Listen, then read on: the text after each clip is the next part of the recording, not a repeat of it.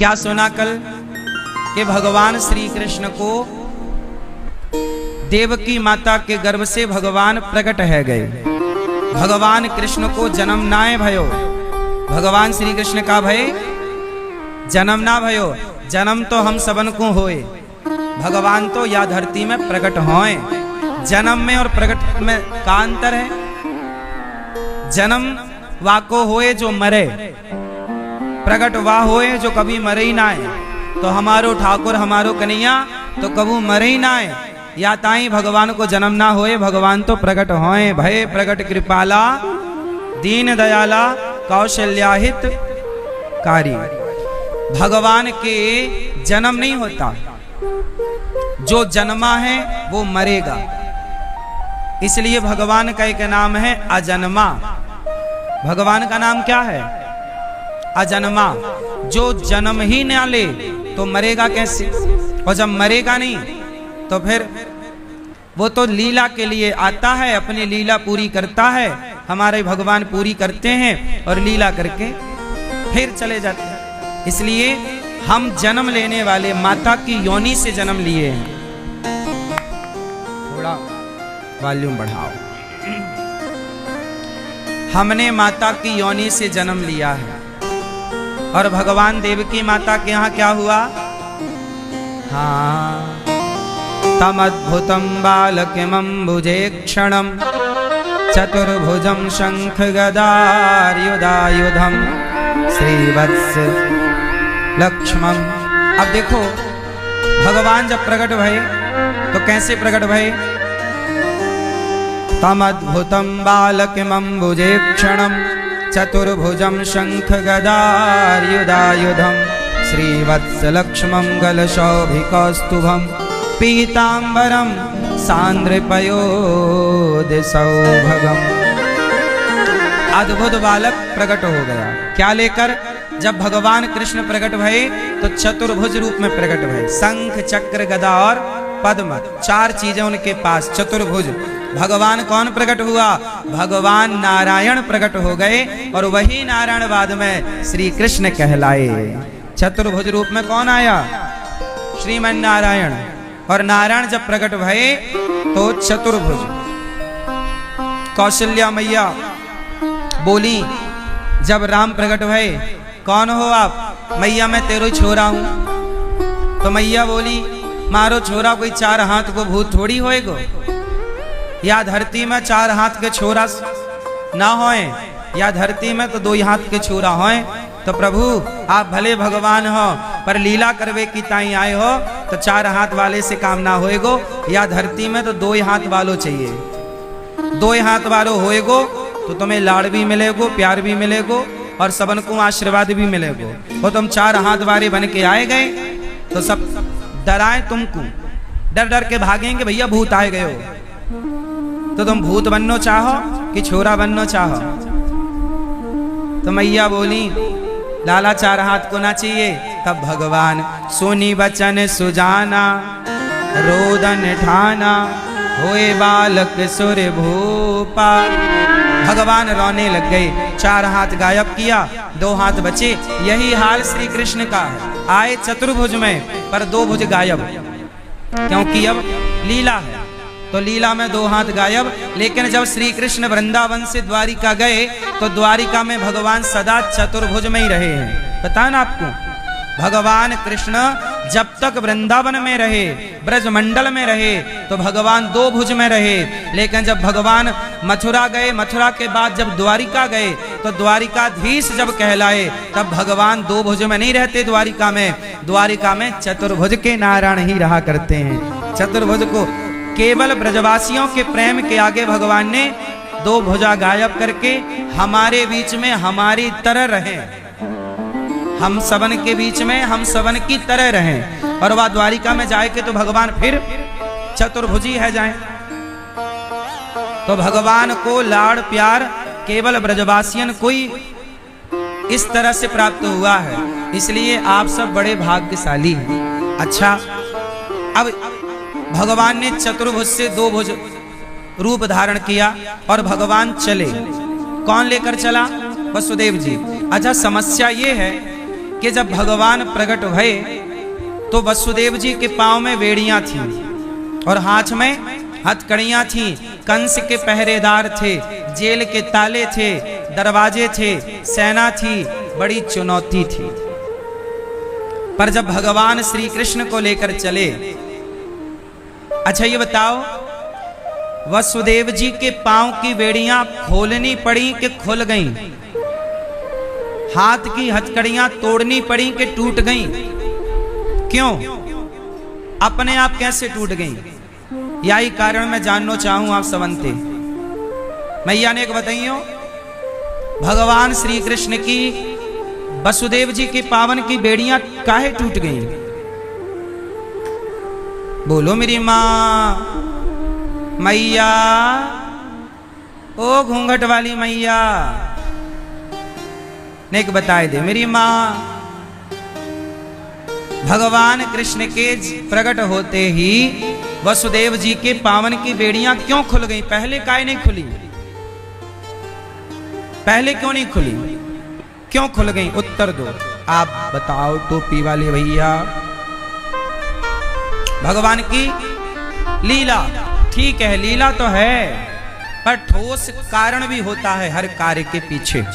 वो कारण हमें भले पता ना हो, पर कारण है। अब मैं वह कारण बताऊं, आप सब आज्ञा करो तो। मैया आज्ञा है?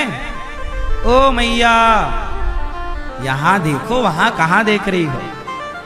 सुनो मेरी मां, अब बताओ, वसुदेव जी के पांव की बेड़ियां, हाथ की हथकड़ियां अपने आप ही खुल गईं। क्यों? क्योंकि वसुदेव जी की गोद में कौन आ गया? भगवान। और भगवान कहते हैं कि जो मुझे धारण कर लेता है, मैं उसे संसार के हर बंधन से मुक्त कर देता हूं। जो भगवान को धारण करेगा, जो भगवान को स्वीकार करेगा, जो अपने मन मंदिर में भगवान को बसाएगा, भगवान उसे संसार के हर बंधन से मुक्त कर देंगे, जैसे वसुदेव जी को किया। कोई बंधन नहीं बचा, जबकि कितने बंधन थे। पक्षी भी प्रवेश नहीं कर सकता था वहां, ना जा सकता था पक्षी, ना आ सकता। इस तरह की व्यवस्था कंस की थी। अच्छा एक बात और बताओ, जब भगवान श्री कृष्ण को लेकर चले वसुदेव जी, तो जेल के दरवाजे खुल गए? बोलो हाँ। क्या संकेत है? बोलो क्या संकेत मिला आपको? जो भगवान को लेकर चलता है, उसके लिए मोक्ष के दरवाजे वैसे ही खुल जाते हैं जैसे वसुदेव जी के लिए जेल के दरवाजे खुल गए। ठीक है? और सुनो, जब वसुदेव जी श्री कृष्ण को लेकर चले तो कंस के पहरेदार सो गए। क्या संकेत है? क्या भाव है? क्यों सो गए? जब भगवान को आप लेकर चलते हैं तो आपके पहरेदार भी सो जाते हैं। कौन से पहरेदार? आपके भीतर कितने पहरेदार हैं? हम सबके भीतर 10 पहरेदार हैं। 5 ज्ञानेंद्री, 5 कर्मेंद्री, 1 मन को भी आप जोड़ लो तो कोई आश्चर्य नहीं, तो 11 मान लो। हमारे 5 पहरेदार कौन? आंख, कान, नाक, त्वचा, रसना, शब्द, स्पर्श, रूप, रस, गंध। 5 कर्मेंद्र, ज्ञानेंद्री, 5 कर्मेंद्री, पांव से कर्म चलने का, हाथ से कर्म लेने देने का, मुख से कर्म बोलने बतलाने का, और मूत्रद्वार, मलद्वार, ये 5 कर्मेंद्री हैं। अच्छा मैया, आंख क्या करती है? रूप का ज्ञान कराती है। कान क्या करता है? शब्द का ज्ञान कराता है। ये इंद्रियां हैं हमारी। नाक क्या करती है? गंध का ज्ञान कराती है। चमड़ी क्या करती है? स्पर्श का बोध कराती है। बोलो हाँ। जिह्वा क्या करती है? स्वाद का बोध कराती है, रस का। हो गए 5। तो हमारे, अच्छा आपको सबसे ज्यादा परेशान कौन करता है? आपकी आंखें। आंखें देखना चाहती हैं, ये वो, ये कुछ लोग ऐसे ऐसे देखते ही रहते हैं। आंखें बड़ी चंचल हैं। कान सुनना चाहते हैं, इसलिए कहता हूं आंखों पर कंट्रोल। कानों पर कंट्रोल और वाणी पर कंट्रोल। आपका कंट्रोल ना होने के कारण बात बिगड़ जाती है। सुनो, माता कैकेयी का कानों पर कंट्रोल नहीं था, तो मंथरा ने कान भर दिए, और कान भर दिए तो सारा खेल बिगड़ गया। किसके कारण? कान भरने से। इसलिए कानों का कच्चा नहीं होना चाहिए। माता कैकेयी कानों की जरा कच्ची है, माता कैकेयी कानों की। इसलिए मेरी मां, कानों से सावधान, कान को कुछ भी ना सुनवाओ। गलत चीज सुनवाओगे, गलत को सच मान लिया तो नाश हो जाएगा। जैसे कैकेयी ने मंथरा की बात को, गलत को सच मान लिया, नाश हो गया। बोलो हाँ। इसलिए कानों को संभालो, कुछ भी ना सुना करो। हर जगह बैठ के आप सुनते हो, कुछ भी ना सुना करो। सुनने का प्रभाव पड़ता है जीवन में। इसलिए कहता हूं, अच्छी संगति करो, अच्छी चीजें सुनो, अच्छे लोगों के साथ बैठो, तो कानों पर क्या? बोलो, कंट्रोल। कुछ भी नहीं सुनने का। मैया हाँ या ना? जब आप पड़ोसन के संग बैठ के एक एक घंटे जो चुगली सुनती हो, उसकी इसकी सुना, महाराज जी हमने कुछ किया नहीं, पर सुना तो सुनना भी पाप है। क्यों मैया? सुनना पाप है या नहीं? गलत बातें सुनना भी पाप है। पाप कानों से भी होता है। कैकेयी से पाप कहां से हुआ? कानों से ना हुआ। मंथरा की बात सुन ली, सुन के सच मान लिया, जैसा कहा कर लिया, पाप हो गया। राम को वनवास भेज दिया। कान संभालो। दूसरा, अपनी वाणी को संभालो। कैसे संभालोगे? जोर से। ये वाणी मेरी मां, क्या बोलना है, कितना बोलना है, इसका विचार जरूर करना चाहिए। बिना विचारे जो करें सो पाछे पछताएं, काम बिगाड़े आपनो जग में होए हंसाएं। इसलिए बोलना तो पहले तौलना कि मेरे शब्दों में दम कितना है। शब्दों में बड़ी जान होती है। क्यों मैया? शब्दों में जान होती है कि नहीं? चलो बताओ, रिश्ते कहां से बनते हैं और कहां से बिगड़ते हैं? बोलो। शब्दों से बनते हैं, और शब्दों से आप गलत शब्द कह दो, रिश्ता खत्म। बोलो हाँ। इसलिए मुंह दिया है भगवान ने। इसका मतलब ये नहीं कि कुछ भी बोलोगे।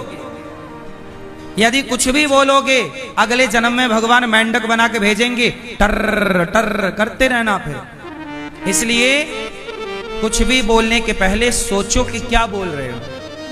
जो बोल रहे हो वो सच है कि गलत है ना मेरी मां? क्योंकि शब्दों में बड़ी जान होती है।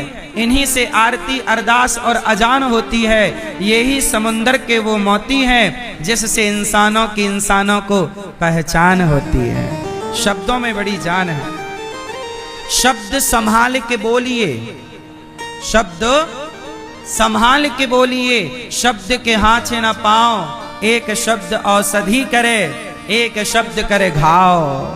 ये शब्द घाव भी करते हैं और औषधि भी करते हैं। बोलो हाँ। कोई बेसहारा है, आप कह दोगे भैया चिंता ना कर, हम तेरे साथ हैं। जब आप कह दोगे कि तू चिंता ना कर, हम तेरे साथ हैं, तो ये शब्द औषधि बनके उसकी आयु बढ़ा सकता है, उसकी चिंताएं, टेंशन खत्म कर सकता। आपका एक शब्द, तू चिंता ना कर, मैं हूं ना, तेरा भाई, तेरा बड़ा भाई, तेरा पिता बनकर तेरे साथ हूं, तेरी माँ बनकर तेरे साथ हूं, तेरी बहन बनकर तेरे साथ हूं, तेरा दोस्त बनकर तेरे साथ हूं, मैं हूं। सपोर्ट। आज मुझे एक ब्रजवासी मिले और उन्होंने कहा कि गौरी गोपाल आश्रम में मैं भी आऊंगा और वहाँ जो संतों की सेवा होती है, वृद्ध माओं की सेवा होती है, मैं भी वहाँ माताओं को एक दिन का भोजन कराना चाहता हूँ, मैं भी भोजन का सहयोग करना चाहता हूँ। मैंने कहा आपको प्रणाम करता हूँ, कम से कम आपने उन माताओं की भूख के बारे में सोचा तो सही। कोई तो है इस धरती पे आप जैसे अच्छे लोग जो अपना पेट भरने के बाद किसी और के बारे में सोचते हैं, वरना आजकल लोग सोचते भी कहाँ हैं। 300 वृद्ध माए गौरी गोपाल में हैं, लोग अपना अपना पेट भर के मस्त घर पर हैं, उनके बारे में कौन सोचेगा। इसलिए आपको मैं प्रणाम करता हूं कि आप में से कुछ लोगों ने उन वृद्ध माओं के लिए सोचा कि इनको हम भोजन कराएंगे, इनको हम दवाई का थोड़ा सहयोग करेंगे। भगवान आपको सुखी रखे। प्रिय भक्तों, तो वाणी से पाप होता है, वाणी को संभाल कर बोलिए। कानों से पाप होता, कुछ भी ना सुनिए। और तीसरा पाप होता है आंखों से, कुछ भी मत देखो। भीष्म पितामह ने वो देख लिया जो नहीं देखना चाहिए, दुर्योधन ने वो बोल दिया जो नहीं बोलना चाहिए, कैकेयी ने वो सुन लिया जो नहीं सुनना चाहिए। तीनों का परिणाम देखो। कैकेयी ने गलत सुन लिया, परिणाम सामने है। दुर्योधन ने गलत बोल दिया, क्या बोला? द्रौपदी आजा, मेरी जांग पे आके बैठ जा।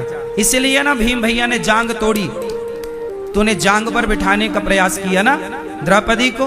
क्या बोला भरी सभा में? कपड़े उतार दो द्रौपदी के और मेरी जंघा पर लाकर बिठा दो। दुर्योधन मर गया, पर दुर्योधन के कहे शब्द नहीं मरे, आज भी जिंदा है। बोलो हाँ। रावण मर गया, पर रावण के कहे शब्द जिंदा है। भगवान लीला पूरी करके चले गए, पर भगवान के कहे शब्द जिंदा है, और उन्हीं शब्दों का नाम है भगवद गीता। शब्द कभी मरते नहीं। आप जो कह दोगे आकाश में अमर है। वो कहते ना, तीर कमान से और बात जवान से निकल गई वापस ना आएगी। इसलिए कहते हैं भर जाते हैं वो घाव जो बनते हैं गोली से।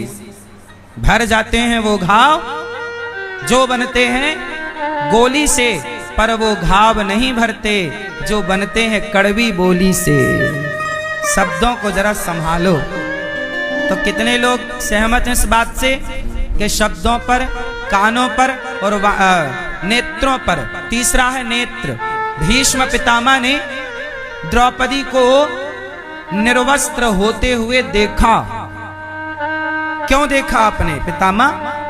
आपको विरोध करना था दुशासन का, नहीं किया तो उठ के चले जाते। लेकिन आप ना गए, ना आपने रोका, आप तमाशा देखते रहे। तो संभल कर बैठना, जग में तमाशा देखने वालों, कहीं खुद ना तमाशा बन जाना। तमाशा देखने वालों, तमाशा दूसरों का लोग बहुत देखते हैं, लेकिन जो दूसरों के तमाशा देखने में दिलचस्पी रखते हैं, एक दिन उनका भी तमाशा दुनिया देखती है। इसलिए तमाशा देखने का शौक ना पालना, वरना स्वयं भी तमाशा बनोगे। बात सही है कि गलत है?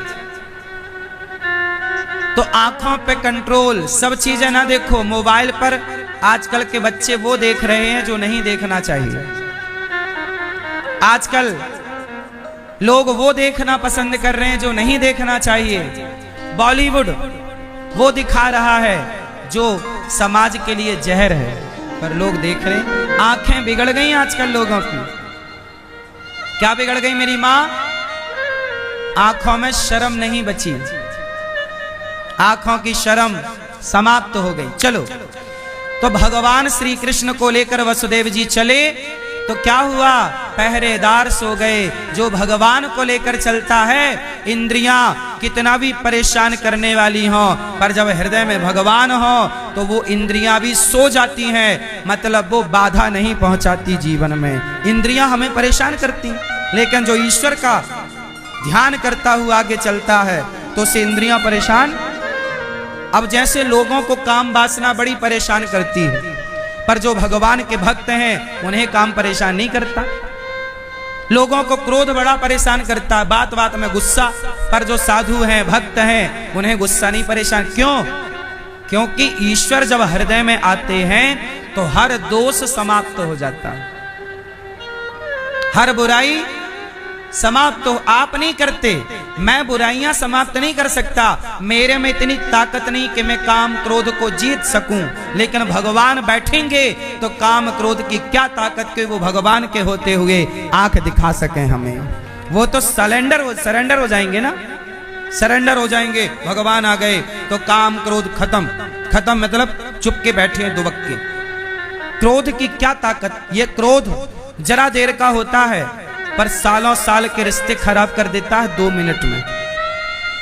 बोलो हाँ, क्रोध आता है 2-5 मिनट के लिए, पर वो 5 मिनट का क्रोध 50 साल के रिश्ते खत्म कर देता है। बोलो हाँ। इसलिए कहता हूं खुद पर कंट्रोल कैसे आएगा। वसुदेव जी भगवान को लेकर चले, अच्छा आगे चले तो शेष भगवान छाता बन गए। वसुदेव जी के ऊपर कौन छाता बना? शेष भगवान, शेषनाग। ये शेषनाग कौन? काल, सांप को कहते हैं काल। काल अव्याल मुखग्रास त्रास निर्णास हेतवे। काल मतलब सांप। जो भगवान को लेकर चलते हैं ना तो काल भी उनका सहायक हो जाता है, जो ईश्वर को लेकर चलते। इसलिए शेष भगवान छाता बन गए। और आगे चले तो यमुना जी का जल बढ़ने लग गया। जो भगवान को लेकर चलते हैं उनकी भक्ति का स्तर बढ़ जाता है। और सुनो, जब भगवान को लेकर चले तो रास्ते में कौन मिला वसुदेव जी को? यशोदा के पास कौन मिला? बोलो मेरी माँ। यशोदा के पास मिली माया। वसुदेव जी ने गलती क्या की? कृष्ण को रखा और माया को उठाए और माया को लेकर आए, पुनः बंधन में बंध गए। जो माधव को छोड़कर माया को ग्रहण करता है वो पुनः बंधन में बंध जाता है, जैसे वसुदेव जी फिर से बंधन में बंध गए। इसलिए कहता हूं मेरी मां कि बंधन से मुक्त होना है, बंधन में बंधना नहीं। बंधन से मुक्त होना है, बंधन में बंधना नहीं। अब सारे ब्रज में, अच्छा एक बात बताओ, ये यशोदा माँ ने जो कन्या को जन्म दिया, कन्या का नाम क्या था? भगवान की क्या है ये? माया। चलो बताओ, प्यारे ब्रजवासी बताएंगे मेरे भैया, बताओ माया किसे कहते हैं? टोपी वाले भैया, माया किसे कहते हैं? बोलो। माया, मोह माया। शांति से भैया, माया किसे कहते हैं? मैया